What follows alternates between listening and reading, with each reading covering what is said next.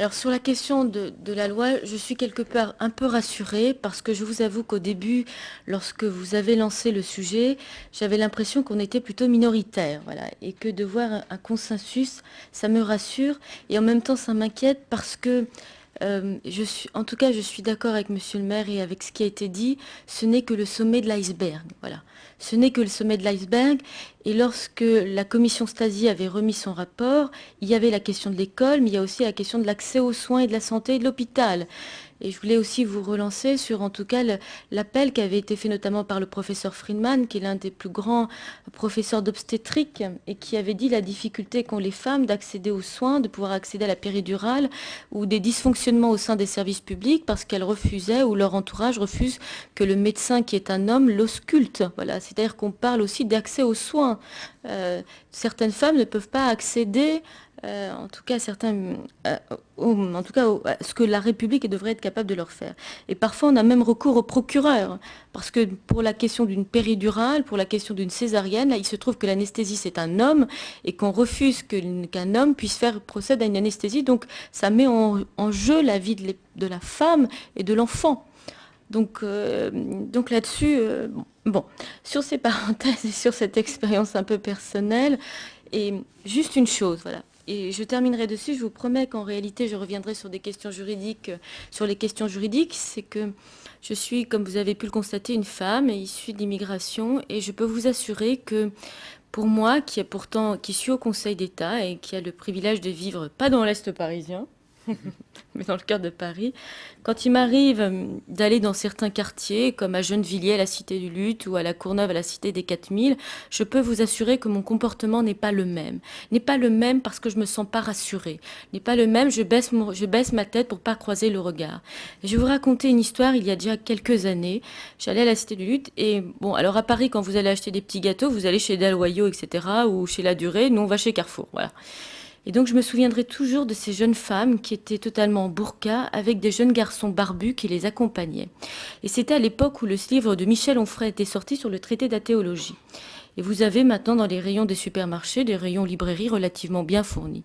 Et je me souviendrai toujours d'avoir agrippé le bras de mon compagnon à l'époque parce que je me sentais pas rassurée. Et quand je feuilletais le bouquin de Michel Onfray, tous les livres étaient déchirés. Tous les livres de Michel Onfray sur le traité d'athéologie étaient déchirés. Et je me suis dit, quelque part, la République vient de perdre une bataille, celui de la liberté de penser, celui de la liberté de conscience, et de pouvoir écrire ce que l'on veut dans ce pays. Voilà. Parce qu'on ne pouvait plus acheter ce livre, parce que tous les livres avaient été abîmés, déchirés, pour que personne puisse l'acheter. Pour que personne puisse accéder, en tout cas, à une autre vision de la liberté de conscience.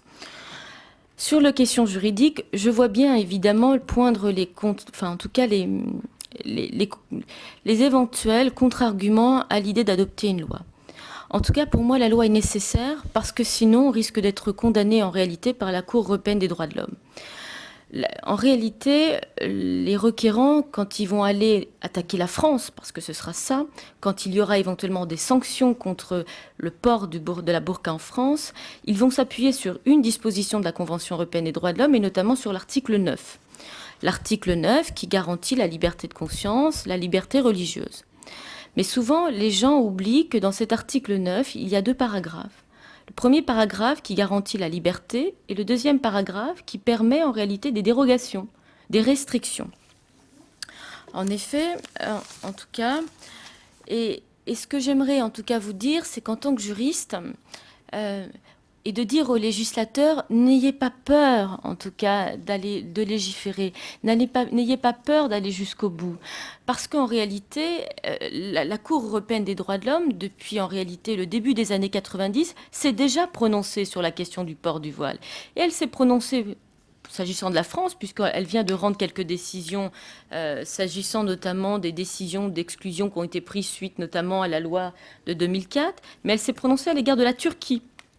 Parce qu'on oublie, parce qu'on estime qu'en France, on est les seuls à avoir des problèmes, ce qui n'est pas vrai. En réalité, la question du voile se pose de manière très virulente, de manière très agressive et de manière très politique depuis le début des années 80, et notamment en Turquie. Alors, on parlait de l'université. Il faut savoir qu'en Turquie, il y a l'université d'Istanbul, qui date du XVe siècle. Hein. C'est pas du tout. Enfin, je sais pas. On a parfois une image, à mon avis, un peu déformée de ce que peut être la Turquie.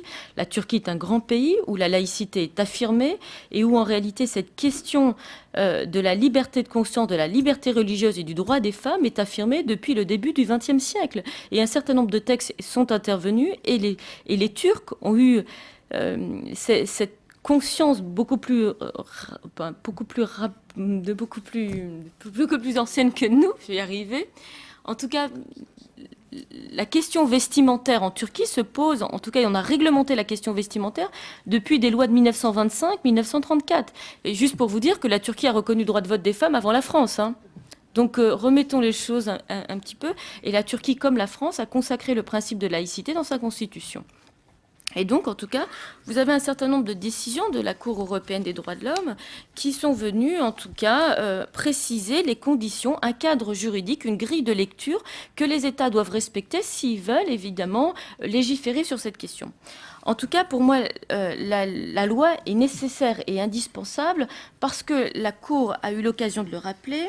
Si on doit prévoir des restrictions à la liberté de conscience et à la liberté religieuse, il faut que ces restrictions doivent avoir été prévues. C'est-à-dire doit être prévu, soit par la loi, au sens, enfin la loi, la Cour européenne des droits de l'homme n'entend pas nécessairement au sens formel du terme, mais ça, au point de vue matériel. C'est-à-dire que ça peut être un décret, ça peut être une loi, ça peut être la Constitution, et ça peut être même du droit non écrit, ça pourrait être la jurisprudence, ça pourrait être des décisions du Conseil d'État. Mais dans notre système normatif, avec la hiérarchie telle qu'est la nôtre, la loi est indispensable. Donc il faut une loi, il faut que la loi... il faut que la loi prévoie les choses pardonnez-moi, je reprends mes notes pour éviter de vous dire des choses pas très justes. Donc il est fondamental, en tout cas, et la Cour européenne des droits de l'homme l'a rappelé, que dans une société démocratique où coexistent plusieurs religions, le législateur et l'État, qui est l'organisme le plus neutre, puissent prévoir des dérogations ou des restrictions, pourtant sur des libertés qui sont garantie par la Convention pour permettre cette coexistence. À condition bien évidemment que ces restrictions soient évidemment justifiées et proportionnées. En tout cas, ce qui motive la Cour européenne des droits de l'homme, s'agissant notamment d'un certain nombre de décisions, et notamment une décision de 2005 concernant la Turquie, c'est que, et je vais me permettre en tout cas de vous citer... plus particulièrement une décision de 1993, c'est que les organes de la Convention ont considéré que dans une société démocratique, l'État peut limiter le port du foulard islamique si cela nuit à l'objectif visé de protection des droits et libertés d'autrui, de l'ordre et de la sécurité publique. Donc, au regard, en tout cas, de la jurisprudence de la Cour européenne des droits de l'homme, pour ma part, il n'y a aucun inconvénient, en tout cas, à adopter une loi, si, évidemment, un cadre est précisé au regard de l'ordre public. Et je voulais juste vous citer, en tout cas, une autre affaire, puisque... Pour conclure, Jeannette. Juste pour conclure, et pardonnez-moi, c'est vous rappeler, en tout cas, une décision du Conseil d'État, alors qui est une décision de 1995, c'est l'arrêt commune de Morsan-sur-Orge. Alors, je sais que, et c'est là où je me situe sans doute un peu de manière différente de mes camarades, même si je souscris totalement à ça, c'est que moi, je ne me place pas sur la question de savoir si elles le veulent ou pas porter la burqa. C'est-à-dire que parfois, un signe ou un acte peut tellement être en soi une atteinte à la dignité de la personne humaine que le fait que la personne acquiesce ou accepte de le faire, pour moi, est un élément neutre. Voilà. Et pour cela, je sais, ça va vous paraître totalement... saugrenu, mais c'est une affaire importante, c'était l'affaire du Lancelin. Je sais que ça ne vous dit pas absolument rien. Et donc, c'était ces affaires, en fait, de spectacles qui existaient dans les boîtes de nuit de certaines villes de province, où en fait, le spectacle consistait à voir une personne de petite taille, et en gros, le samedi soir, comme les gens ne savaient pas trop quoi faire, ils lançaient une personne de petite taille. Donc, la personne était un artiste, elle s'estimait en tant qu'artiste, elle était rémunérée pour ce travail et elle estimait qu'on portait atteinte à sa liberté. Et les sociétés de production qui organisaient ce spectacle lui disaient « mais vous touchez à une liberté qui est constitutionnellement protégée, qui est la liberté du commerce et de l'industrie, la liberté d'entreprendre ». Et bien là, le Conseil d'État a dit Ah bah oui, mais peut-être, mais il existe une composante dans l'ordre public qui est la dignité de la personne humaine. Il y a certes la sécurité, il y a la salubrité, il y a la tranquillité. Et il y en a une quatrième qui est la dignité de la personne humaine. Eh bien, la dignité de la personne humaine, eh bien, on ne peut pas y toucher. Même si la personne est d'accord, même si la personne veut s'infliger des traitements dégradants, eh ben, elle ne peut pas. D'une certaine manière, on doit la protéger contre elle-même.